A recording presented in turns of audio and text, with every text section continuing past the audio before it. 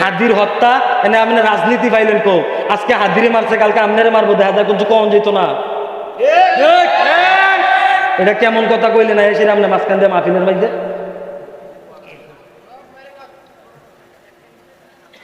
বুঝা শূন্য কথাবার্তা কইলেন। এখন আগের সময় নাই, কথা বলছেন এখন আগের সময় আর নাই। আর রাজনীতিক আলোচনা কোনটা এটা আগে আপনি বুঝতে হইব। এন আইয়া আমি ধানের শীষের দাড়ি পাল্লার আর কোন দলের ভোট চাইতাম আইছি না এর মধ্যে। আল্লাহ তাআলা বুঝার তৌফিক দান করুন। উনিও আমরা নিজের মানুষ, আমরা এলাকার মানুষ না। আমার বাড়ি রসুলপুর, আমি তো দেবিদ্দারের সন্তান হই।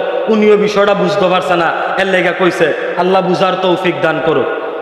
আরো জোরে বলি আমিন। কি কই আগে কথাটা বুঝছেন?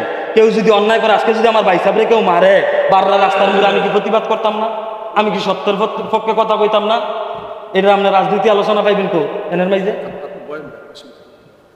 আল্লাহ তাআলা বুঝার তৌফিক দান করুন। আরো জোরে বলি আমিন।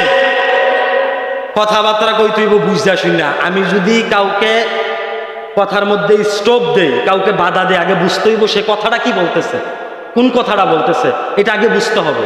না বুঝা যদি আমরা ঠেলি আটকাইয়া কই এলাই ঠেলি সারবো, তাও নিজের এলাকার ভিতরে, তাও আমি কিছু কইছি না, এটা অন্য এলাকা তৈরি কি অবস্থা হইল। আল্লাহ বুঝার তৌফিক দান করুক বলি আমিন। আরো জোরে বলি আমিন। বুঝছে না এবারও আমার নিজের মানুষ, চাচার মতো লাগে, ধরতে পারছে না। বুঝবো পরে, আলোচনা শেষ করলে কথা বুঝতে পারবো।